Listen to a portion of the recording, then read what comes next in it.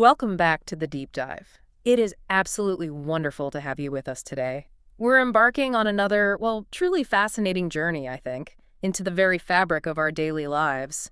Today, we're casting our gaze upon something many of us engage with constantly, almost instinctively, often without really pausing to truly observe the richness, the complexity woven into it.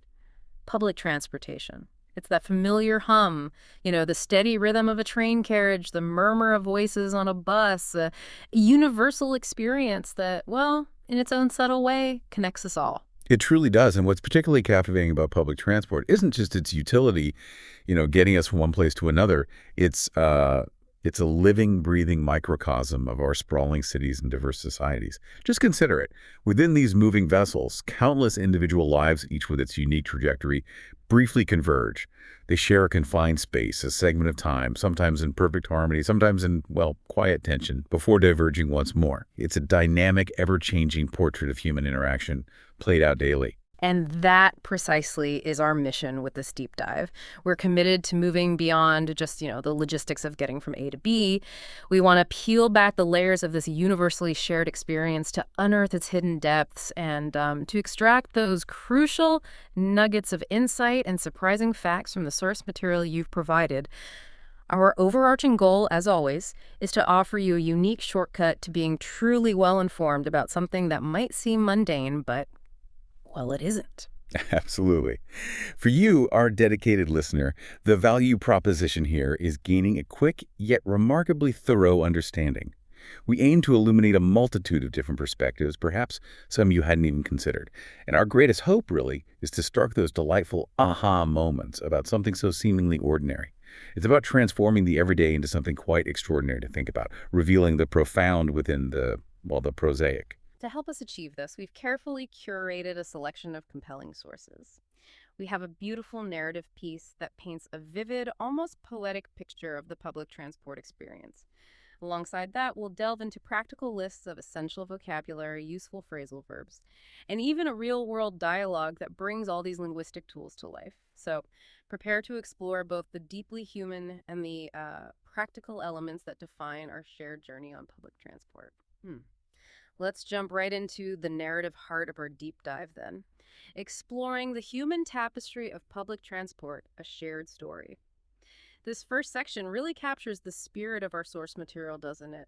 Illustrating how public transportation is far more than just concrete and steel infrastructure. It's a dynamic canvas upon which a unique shared story is continuously crafted for every single person involved. It's a truly powerful concept, one that our source material articulates so perfectly. It states that stepping into a crowded bus or train often feels like stepping into a miniature version of the city itself. When you allow yourself to visualize that, you immediately grasp its essence, I think. It's a contained environment, yes, but one that actively mirrors the vast diversity, the constant motion, and the intricate social dynamics of the larger urban landscape just outside its windows. Think about the silent agreement, the unspoken rules, the sheer density of human experience compressed into that moving space. It's a temporary, mobile community.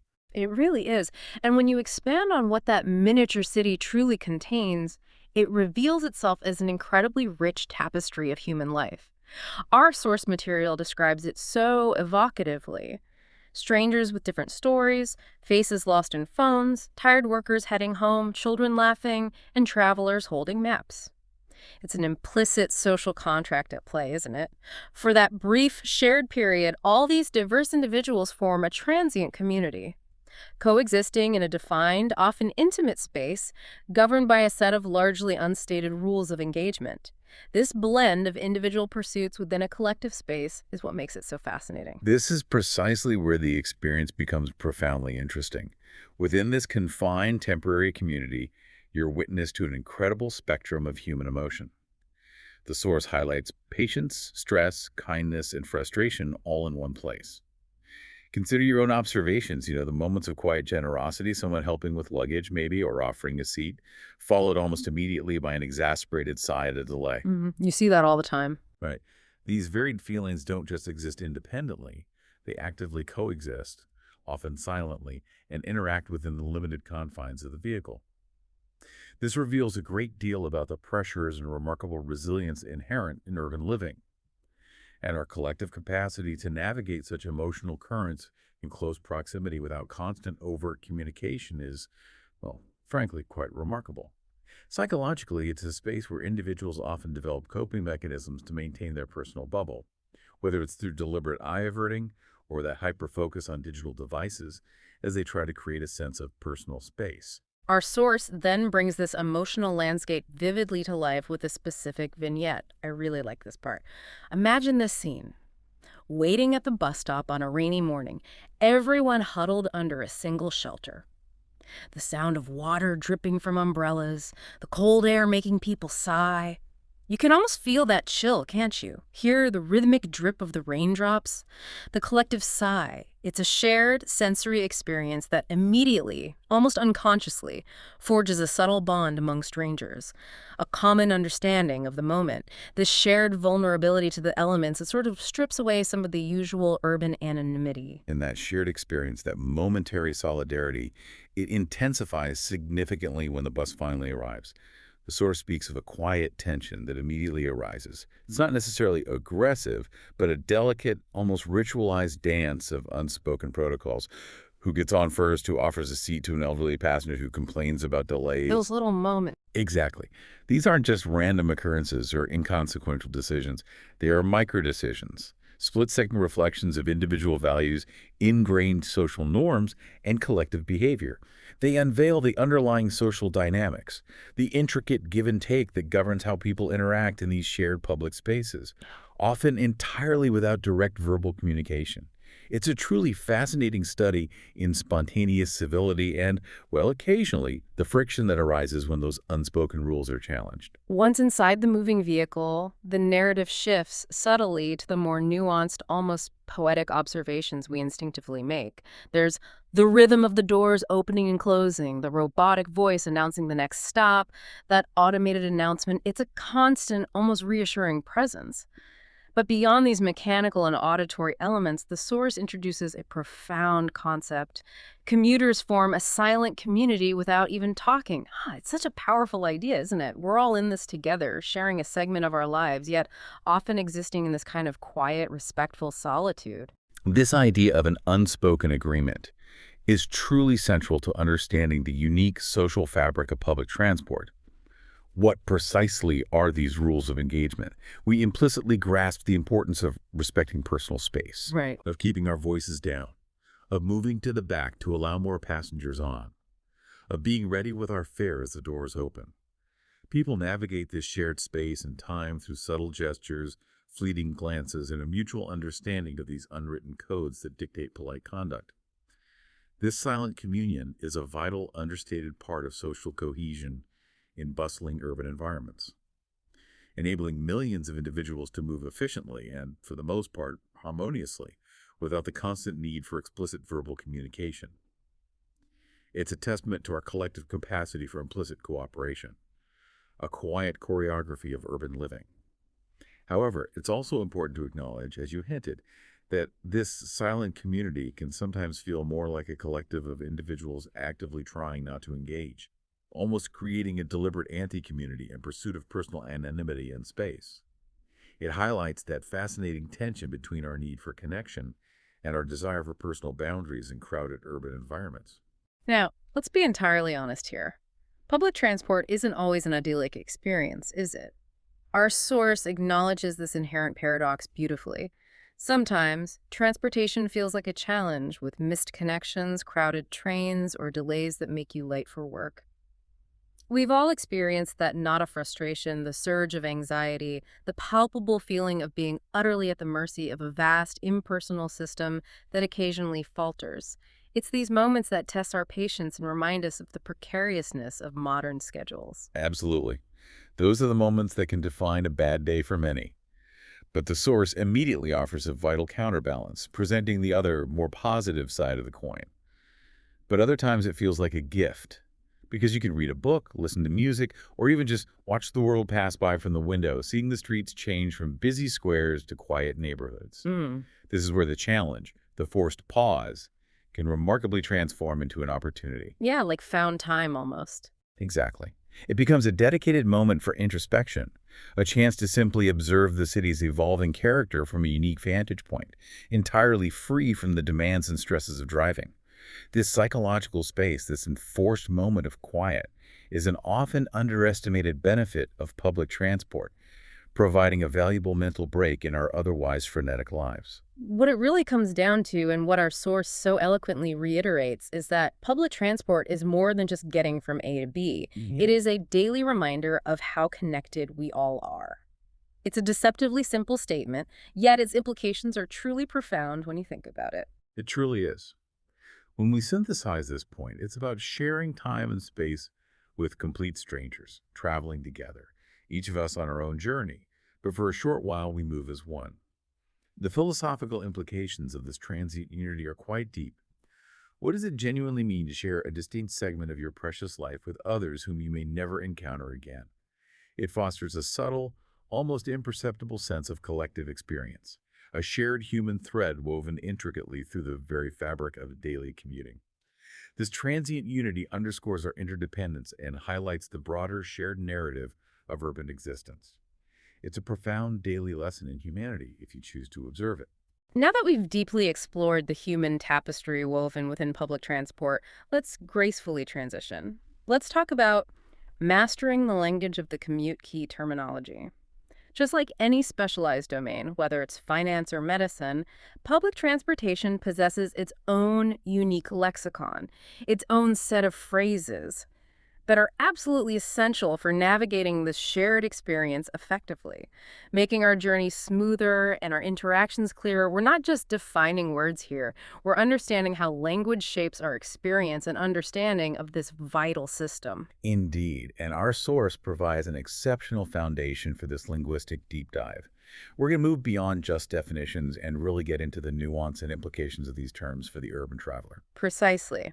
Our source lists important transport words, starting with two fundamental rules: commuter and passenger. Many people use these interchangeably, but what are the subtle distinctions and why do they matter in the context of public transport? That's a great question, and it really highlights the precision of language. While often overlapping, a commuter specifically refers to someone who travels regularly, habitually, usually between home and work or study. The daily grind kind of person. Exactly. They are routine users, deeply integrated into the daily rhythm of the transport system. Think of the person you see on the same train every morning. A passenger, on the other hand, is a much broader term for anyone traveling in a vehicle, regardless of whether it's a one-off trip, a tourist excursion, or a regular journey. So, while all commuters are by definition passengers, not all passengers are commuters. The distinction often carries implications for how the system is designed and managed, catering to both the predictable flow of commuters and the more varied needs of general passengers. Following that, we have fare and ticket. The fare is the price, the cost associated with your journey. The money bit. Right, the economic transaction. The ticket, however, is the physical or increasingly digital proof of that payment, granting you authorized entry to the system. The evolution of payment methods, from paper tickets to contactless cards and mobile apps, is a fascinating aspect of modern transport, streamlining access but also sometimes creating a barrier for those less tech-savvy. It's interesting how those subtle differences shape our perception and interaction. Then we encounter different modes of transport that can sometimes be a bit confusing, especially for those new to a city. Our source mentions metro, tram, and subway. How do these compare and contrast, and what distinct experiences do they offer? The terminology here often depends on regional usage, you're right. But generally, metro and subway largely refer to the same type of system. An underground or partly underground railway network, typically found in major cities, designed for high-capacity, rapid transit. Subway is maybe more prevalent in North America, while metro is more globally widespread. These systems are arterial, moving large volumes of people quickly over longer distances, often isolated from surface traffic. A tram, conversely, is a light rail vehicle that generally runs on tracks, lead directly on city streets, frequently sharing space with road traffic. So you see more of the city on a tram. Definitely. Trams are typically slower, cover shorter distances, and offer a more integrated street-level view of the city, becoming part of the urban landscape rather than an entirely separate infrastructure. The choice between them impacts not just speed, but also that immersion in the urban environment. And when it comes to the crucial elements of timing and logistics, our source highlights timetable, schedule, and delay. We've all had our experiences with these, haven't we? But how do these words shape our expectations and, crucially, our emotional experiences as commuters? These terms are absolutely foundational for planning and managing our lives in an urban setting. A timetable or schedule meticulously outlines the planned departure and arrival times for services. They are the bedrock upon which our expectations of punctuality are built. They give you that sense of order. Exactly, a sense of order and predictability. A delay, however, naturally signifies any deviation, any unexpected departure from that carefully planned schedule. This can range from minor waits to significant disruptions, leading to missed connections, financial repercussions, and, as we discussed earlier, a considerable impact on passenger mood and even overall urban productivity. It's a small word for a potentially huge systemic impact, often causing a ripple effect through the entire urban economy. Understanding these terms isn't just about efficient travel, it's about managing our personal expectations and the collective rhythm of the city. Let's also shine a light on the physical spaces and the personnel who are integral to these systems. Platform, carriage, conductor, and stop. Each plays a distinct role in the smooth operation and safety of public transport. Each of these terms represents a critical component of the public transport experience. A platform is that raised area alongside the tracks for trains or metro systems where passengers safely board and alight. Its design, accessibility, safety features are paramount. The carriage is one of the individual sections of a train or tram where passengers sit or stand, essentially a mobile segment of that miniature city. A conductor, in many systems, is a staff member on board responsible for checking tickets, assisting passengers, ensuring safety. However, their role varies considerably by region and transport type. Sometimes it's customer service, sometimes more operational oversight. Less common now, maybe, with automated systems. In some places, yes, but still vital in others. And a stop is simply the designated place where a bus or tram halts to pick up or drop off passengers. For trains, we usually call them stations. Each component serves a distinct function, ensuring the system operates effectively and safely. And what about route-related vocabulary like route, express, and transfer? These terms seem to speak to the network's complexity and efficiency. They absolutely do. A route fundamentally defines the specific path a bus, train, or tram takes from origin to destination, typically encompassing multiple stops. It's the journey's blueprint. An express service distinguishes itself by making fewer stops or following a more direct path, designed for greater speed and efficiency, appealing for longer journeys or tight schedules. Gets you there faster. Hopefully. Yeah. A transfer, meanwhile, refers to the crucial act of changing from one line or mode of transport to another to complete a journey. These terms collectively highlight the network's design, implying different levels of efficiency, connectivity, and the planning required from the passenger. Understanding them is key to optimizing one's travel. Finally, our source includes the word crowd. We've already touched on this quite a bit in our narrative section, connecting it back to that vivid idea of the miniature city. Indeed. Crowd in the context of public transport is far more than just a collection of individuals. It's a dynamic, living entity. It evokes the immediate image of shared, often limited, space, and strongly reinforces the concept of that silent community we discussed. Managing a crowd effectively is a fundamental challenge in design and operation, directly influencing comfort, safety, and efficiency. Psychologically, navigating a crowd can trigger unique coping mechanisms as individuals instinctively create personal boundaries. That whole averting eye contact thing. Exactly, or immersing oneself in a phone, or physically orienting oneself to minimize contact. It's a fascinating study in our human adaptation to urban density. Moving on, we come to collocations, the natural flow of transport English. You know how certain words just pair up perfectly, almost instinctively, making our language sound more fluent and natural? That's what collocations are, and our sources provided an excellent list of public transport collocations that really capture the essence of the experience. They're incredibly valuable for anyone aiming for fluency and natural speech. Let's delve into the action-oriented ones first. catch a bus, miss a train, and get off at the next stop. These phrases perfectly capture the immediacy and the most common actions. For example, we often catch a bus or a train if we're in a hurry, rather than simply take it, which implies a more deliberate or relaxed action. Right, there's an urgency to catch. Precisely. Miss a train immediately conveys that urgency and disappointment, and get off at the next stop is a direct, universally understood instruction, reflecting the constant movement and decision-making within the journey. These combinations don't just feel right, they convey specific nuances of timing and intention. They truly do. And then we have a set of descriptive collocations that vividly paint a picture for us. Crowded station, rush hour traffic, and packed carriage. These phrases go beyond simple description. They immediately evoke the sensory experience and the reality of peak travel. They certainly do.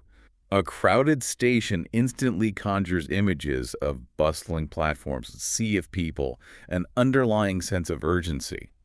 Rush hour traffic instantly brings to mind the exasperating experience of delays, congestion, the collective frustration of being stuck. We've all felt that one. Absolutely.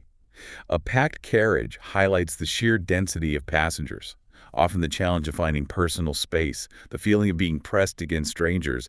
These aren't just descriptive. They communicate a whole scenario, a feeling, and a set of shared urban experiences immediately understood by anyone who uses public transport. Our source also lists collocations related to the system itself, hinting at the underlying infrastructure and operational mechanics. Subway line, bus schedule, transport system, bus route, express train, and delayed service. These terms are the operational language governing how millions move daily. A subway line precisely defines a specific artery of the underground network, each line with its own character and destinations. The bus schedule is the detailed blueprint for daily operations, laying out planned movements. The transport system refers to the entire interconnected network of services, a complex machine. An express train communicates speed and efficiency, designed for rapid movement between key points, while delayed service. Well, that highlights a disruption, a temporary failure in that carefully planned system. The dreaded delayed service. Indeed. They are the practical terms reflecting both the ambition and the reality of urban mobility. And finally, a fantastic set of practical logistical collocations that speak directly to the user experience. Ticket machine, metro card, waiting platform, transfer station, long queue, empty seat, and night bus. What convenience or challenge does each of these imply for the everyday traveler? Each phrase touches on a specific relatable aspect of the user's journey. A ticket machine suggests self-service convenience, empowering the passenger. A metro card points to modern, often cashless, payment systems, streamlining entry. A waiting platform is where journeys begin with anticipation, sometimes impatience. A lot of waiting sometime. A transfer station implies a necessary interchange, a nodal point where one changes course. A long queue is a universally understood challenge, often requiring patience and a mental recalculation of travel time. And an empty seat. That's a small, unexpected victory, isn't it? A moment of relief and comfort during a crowded journey. Definitely connects back to the gift aspect we talked about. Absolutely. And finally, a night bus signifies essential service during off-peak hours, extending the city's accessibility, providing a lifeline when other modes have ceased. That's a truly comprehensive look at how specific words fit together. Now, let's dive into phrasal verbs, actions in motion. These are so important for describing the actions and movements within the transport context, adding a real sense of dynamism and immediacy to our descriptions. Our source gives us a wonderful list of useful transport phrasal verbs. They truly do. And mastering these phrasal verbs is key to sounding natural when discussing public transport. Let's start with the common verbs related to getting on and off. Get on the bus, get off the train, hop on and hop off. Get on and get off are the standard, maybe slightly more formal ways of describing boarding or alighting any vehicle. Hop on and hop off, however, convey a slightly more casual, perhaps quicker or more spontaneous action. Like you just quickly jump on. Exactly. You might hop on a bus if you see it approaching and want to catch it swiftly, or hop off for a brief errand. These nuances add a subtle layer of color and informality to our descriptions. Then we have verbs that relate directly to interaction and movement within the vehicle itself. Hold on, move over, and give up a seat. These really speak to crucial aspects like safety, courtesy, and even that quiet tension we talked about in shared spaces. Exactly. Hold on is first and foremost a vital safety instruction, crucial for maintaining stability in a moving vehicle, preventing falls. Move over is a polite or sometimes firm request to make space for others in a crowded area, directly addressing the challenge of limited personal space. And give up a seat is a classic gesture of courtesy, often extended towards elderly, pregnant, or less mobile passengers. A small act of kindness. It is a clear, active demonstration of that unspoken agreement and the potential for kindness within the silent community, transforming a simple act into a moment of collective consideration. These verbs are not just actions, they are active expressions of social conduct and shared responsibility. What about verbs related to timing and urgency? Our source lists wait for, run after, hurry up, fall behind, catch up, and slow down. These truly capture the dynamic, often time-sensitive nature of travel. These verbs are entirely about the dynamic nature of travel and our constant negotiation with time. We wait for a bus or train, our patience often tested, our internal clock ticking. We might frantically run after one if we're running late, a familiar, often comical, if somewhat stressful sight in any city. I think we've all done that sprint. Probably. Hurry up is a direct imperative to speed up, frequently used when trying to meet a tight schedule or catch a connection. To fall behind means to be delayed, potentially missing something. To catch up means to regain that lost time, often through an accelerated pace. While to slow down is usually an unexpected, unwelcome event, like encountering heavy traffic or experiencing a technical issue. Each verb describes a specific temporal aspect of the journey, reflecting anticipation, effort, frustration, or unexpected interruptions. And finally, a set of journey-oriented verbs that vividly describe the progression and observation during a trip. Head out, turn up, set off, go by, pass through, and look out. These verbs paint a comprehensive picture of the journey itself, from start to finish. To head out or set off both mean to begin a journey, with set off maybe implying a more definite or intentional start. To turn up refers to arriving at a destination or a specific point. As you travel, the scenery will go by outside your window, or you might pass through various distinct neighborhoods, offering a palpable sense of progression and change.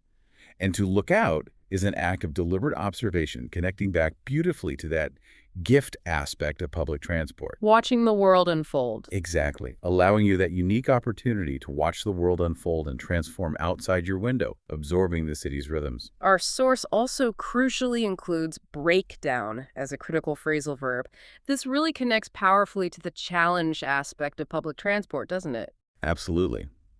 When a vehicle breaks down, it signifies a complete and often abrupt halt to service, leading to significant delays and widespread disruption. It's one of the most frustrating and impactful experiences for a commuter. A sudden and often entirely unexpected interruption that starkly underscores the inherent fragility of complex systems and the immediate ripple effect it has on individual schedules and the larger flow of the city. It's a prime example of how quickly the gift can turn into a significant challenge within moments. We've built up quite a formidable vocabulary, haven't we? All these terms and phrases. But how do all these words, collocations, and phrasal verbs actually come alive in the everyday hustle and bustle of public transport?